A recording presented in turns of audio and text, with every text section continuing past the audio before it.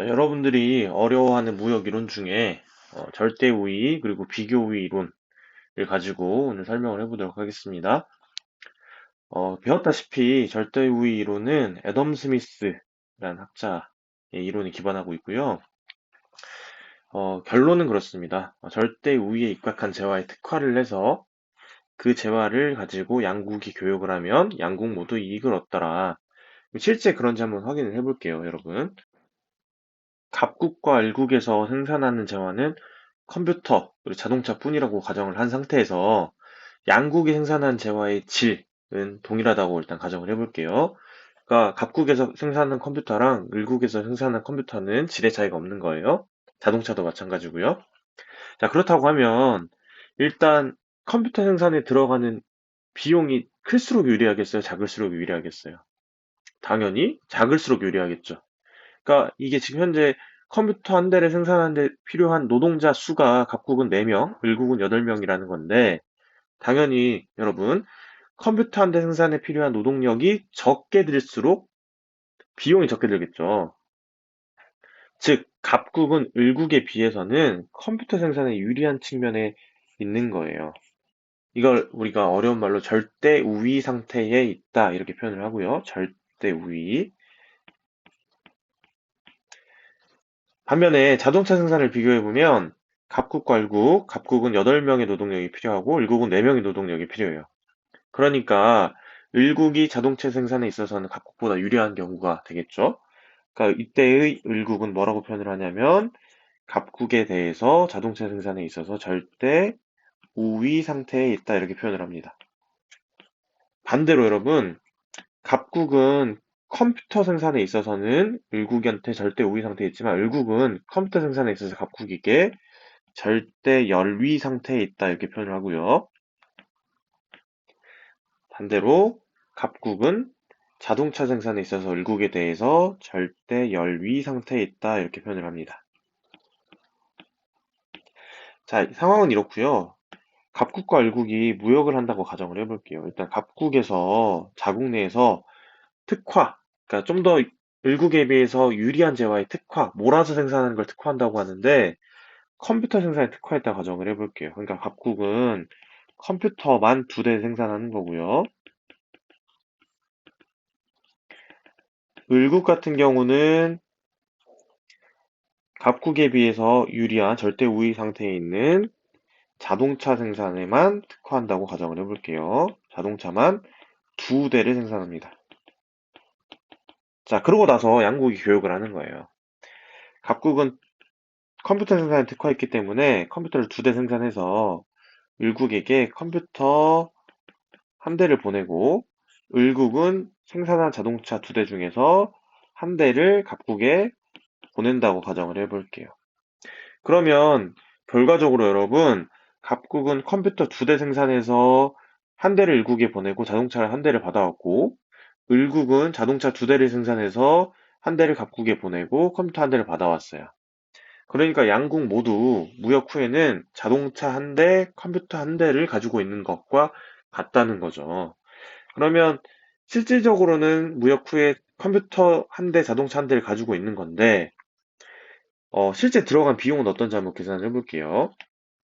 갑국 같은 경우는 컴퓨터만 2대 생산했기 때문에 몇 명의 노동력이 투입된 거냐면 8명의 노동력이 투입된 거예요. 실질적으로. 을국 같은 경우도 자동차만 2대 생산했기 때문에 8명의 노동력이 투입된 겁니다.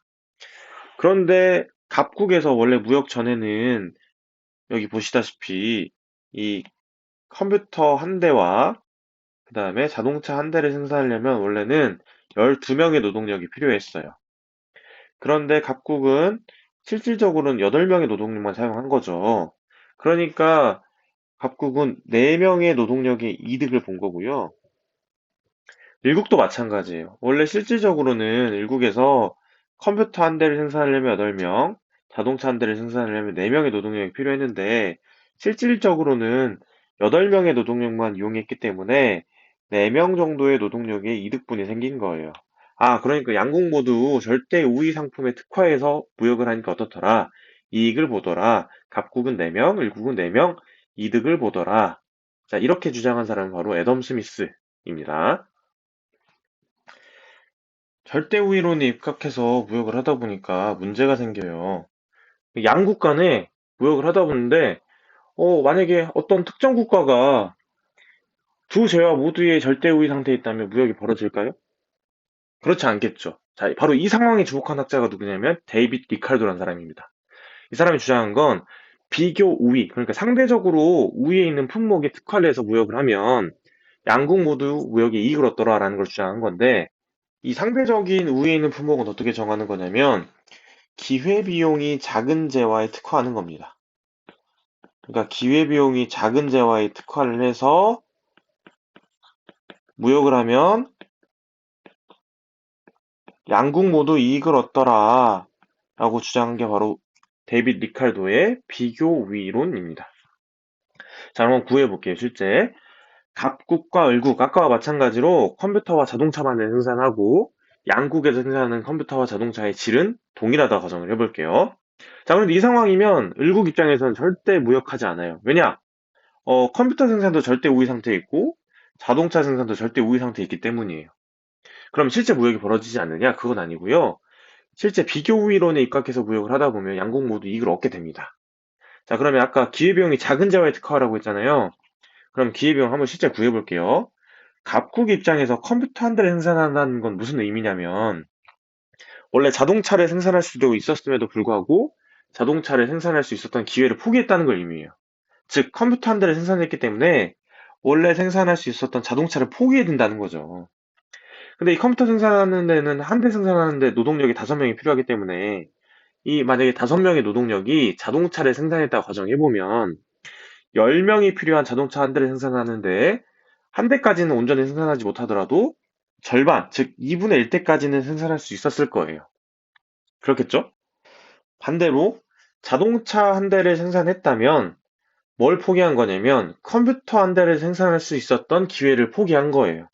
그러니까 자동차 한 대 생산의 기회비용은 컴퓨터가 되는 거고 이 자동차를 생산했던 10명이 컴퓨터를 만들었다면 컴퓨터 한 대를 생산하는 데는 5명의 노동력이 필요하기 때문에 컴퓨터를 2대까지 생산할 수 있었을 거란 말이죠. 그렇죠? 그래서 자동차 한 대 생산의 기회비용은 컴퓨터 2대가 됩니다. 각국에서. 이번에 일국에서는 컴퓨터 한 대를 생산하는데 2명의 노동력이 필요해요. 근데 이 2명의 노동력을 가지고 자동차 한 대를 생산하려면 자동차 한 대를 생산하는 데는 8명의 노동력이 필요했기 때문에 자동차 한 대를 온전히 만들지 못했을 거예요. 다만 자동차를 8분의 2만큼, 즉 4분의 1만큼은 만들 수 있었겠죠. 이걸 포기한 거고요. 을국에서 자동차 한 대를 생산한다는 건 무슨 의미냐면 자동차 한 대를 생산하는데 투입되었던 8명의 노동력이 컴퓨터를 생산했다면 만들 수 있었던 컴퓨터를 포기한 거죠. 그러니까 컴퓨터 한 대를 생산하는데 2명의 노동력이 필요하기 때문에 실질적으로는 컴퓨터 4대를 생산한 걸 포기한 거예요. 자, 그럼 이때 양국은 어디에 특화를 하느냐? 아까 예고한 대로 기회비용이 작은 재화에 특화하게 됩니다. 각국에서 컴퓨터 한 대 생산의 기회비용은 자동차 2분의 1대, 일국에서는 자동차 4분의 1대예요. 그럼 2분의 1과 4분의 1 중에서는 4분의 1이 작죠. 그러니까 일국은 컴퓨터 한 대 생산에다가 특화하게 되는 거고요. 각국 같은 경우는 자동차 한 대 생산의 기회비용이 컴퓨터 2대, 일국은 컴퓨터 4대이기 때문에 기회비용이 더 작은 각국은 자동차 한 대 생산에다가 특화하게 됩니다. 이쪽이 그러니까 용어로 표현을 해보면 을국은 컴퓨터 생산에 있어서 각국의 비교 우위 상태에 있다 이렇게 표현을 하는 거고요. 갑국은 자동차 생산에 있어서 을국에 비해서 비교 우위 상태에 있다 이렇게 표현을 하는 겁니다. 자, 반대로 갑국은 컴퓨터 생산에 있어서 을국에 비해서 비교 열위 상태에 있는 거고요. 자동차 생산에 있어서 을국은 갑국에 비해서 비교 열위 상태에 있는 겁니다. 자, 이제 양국이 비교 우위 제화에 특화를 해가지고 무역을 했다 가정을 해볼게요. 갑국은 비교 우위 제화인 자동차에 특화했고, 을국은 비교 우위 제화인 컴퓨터에 특화를 했어요. 갑국은 자동차만을 2대를 생산했고, 국내에서, 을국은 컴퓨터만을 4대를 생산을 했습니다. 그리고 나서 갑국은 을국에 자동차 한 대를 보내주고, 그 대가로 을국은 컴퓨터 세대를 갑국에 보내주는 무역을 했다 과정을 해볼게요. 자, 결과적으로 갑국은 본국에서 자동차 한 대, 컴퓨터 세대를 소비할 수 있게 됐고요. 을국은 자동차 한 대, 컴퓨터 한 대를 소비할 수 있게 되는 결과를 얻었습니다. 자, 근데 원래 여러분, 갑국에서 자동차 두 대를 생산하려면 본국에서는 몇 명의 노동력이 필요했냐면 20명의 노동력이 필요했어요. 한 대 만드는데 10명의 노동력이 필요하니까. 그런데 실질적으로 소비할 수 있는 자동차 한 대, 컴퓨터 세 대를 원래 본국에서 만들었으려면 원래는 25명의 노동력이 필요했죠. 그러니까 무역을 하고 나니까 몇 명의 이득분을 얻은 거냐면 5명분의 노동력이 이득분을 얻은 거예요. 자, 을국에서는 원래 컴퓨터를 4대를 생산하려면 8명의 노동력이 필요했습니다. 그런데 무역 후에는 자동차 한 대, 컴퓨터 한 대를 소비할 수 있게 됐죠. 근데 원래 무역 전에 자동차 한 대, 컴퓨터 한 대를 만들려면 10명의 노동력이 필요했는데 8명의 노동력을 투입만 하고도 실질적으로는 10명의 노동력을 투입한 것과 같은 효과를 얻은 거죠. 그러니까 을국에 있어서는 2명의 노동력의 이득분이 생긴 겁니다. 자, 결과적으로 여러분들이 확인했다시피 어, 비교 후에 입각해서 무역을 하면 양국 모두 이익을 얻게 됩니다. 근데 여러분들이 여기서 한 가지 더 알아야 될 게 있어요. 자, 갑구의 경우에는 자동차 한 대를 생산하지 않았다면 원래 컴퓨터 두 대를 생산할 수 있었거든요. 그쵸? 그러니까 만약에 갑국이 특화한제와 인 자동차를 한 대 생산해서 을국으로부터 컴퓨터를 한 대 받아야 할 것 같으면 갑국은 절대 무역에 응하지 않아요. 그건 당연하겠죠. 그러니까 차라리 자동차 생산을 포기하고 본국에서 컴퓨터 두 대를 생산해버리고 말겠죠. 그렇겠죠? 자, 근데 반대로 을국에서는 자동차 한 대를 받아와요. 갑국으로부터. 근데 구태여 컴퓨터 4대보다 더 많은 양, 즉 갑국이 자동차 한 대 줄 테니까 컴퓨터 5대 받아와라 한다고 하면, 5대 내놔라라고 한다고 하면 무역에 응할 이유가 전혀 없어요. 이 4대보다 더 많은 양을 주고 무역을 해오게 되면 당연히 을국에서 손해겠죠. 그러니까 무역에 응할 이유가 전혀 없는 거죠. 그러니까 결과적으로 여러분, 이 자동차 한 대 기준으로 봤을 때 여러분,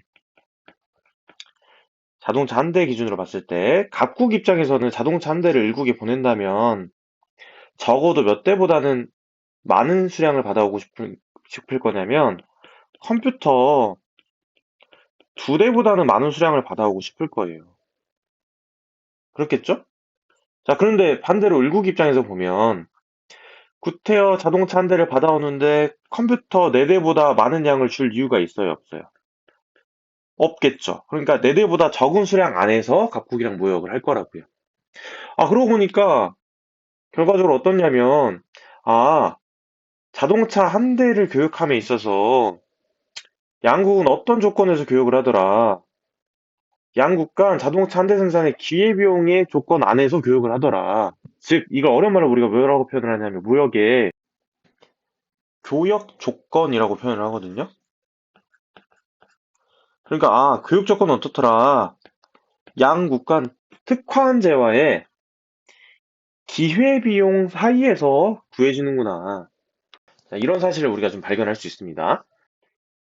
자, 컴퓨터 생산에 있어서도 마찬가지입니다. 을국에서는 자국에서 컴퓨터 한 대 생산의 기회비용이 자동차 4분의 1대이기 때문에 구테여 자동차 4분의 1대보다 더 적은 양을 받아올 것 같으면 교육에 절대 응하지 않아요. 그렇겠죠? 적어도 자동차 4분의 1대보다 더 많은 양을 받아오고 싶을 거라고요. 각국도 마찬가지예요. 어차피 자국에서 컴퓨터 한 대 생산을 포기하면 자동차 2분의 1대만큼을 생산할 수 있기 때문에 자동차 2분의 1대보다 더 많은 양을 주고서 컴퓨터를 받아오진 않을 거란 말이에요. 그러니까 자동차 한 대, 컴퓨터 한 대 생산의 교육 조건을 다시 나열을 해보면 어떻게 되냐면 이번엔 컴퓨터 한 대 기준으로 교육 조건을 나열을 해보면 컴퓨터 한 대 생산의 교육 조건은 어떻게 되는 거냐면 양국의 기회비용 사이인 자동차 4분의 1대와 자동차 2분의 1대 사이에서 교육이 이루어지게 됩니다.